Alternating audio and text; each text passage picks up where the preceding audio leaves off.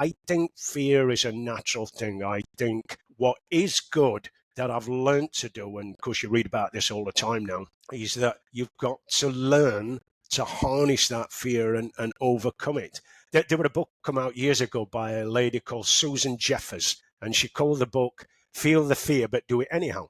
And I remember buying that book and reading about it, I think 20 years ago. And she talks in the book about it's normal. Fear is normal. And you've got to feel that fear, actually feel it, feel the awkwardness, how, as you just said, it feels horrendous, it feels difficult, you feel like, you can't do anything. But you've got to experience it. And then after a while, you do it over and over again, and you go, well, I've experienced this fear. I know I've got to feel these butterflies. I know now I've got to head into that fear, and I know I've got to experience that difficulty. And eventually you get through it. And that's what I've learned to do. I mentioned about it in the book. And especially when I found this fear, Chris, when it was at its highest, is when in Parachute, I'd travel the world, been Hong Kong and Cyprus, going out to, Latin America and doing some great things with Parachute.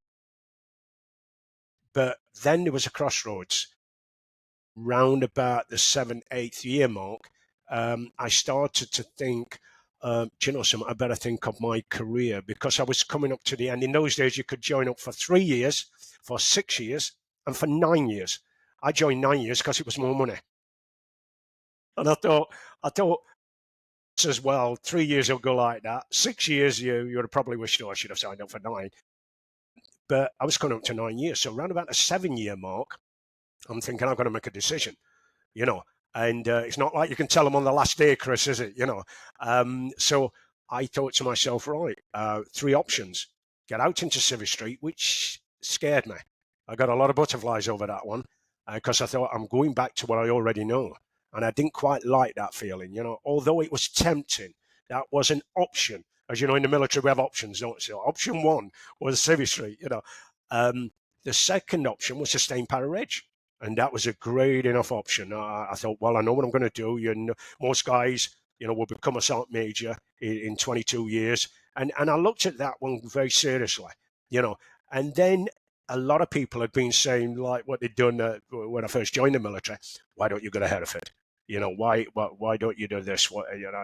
But as usual, the fear kicked in. I don't think I'm good enough. And what if I fail? And as you know, at that time, there was hardly any info about going up to Hereford.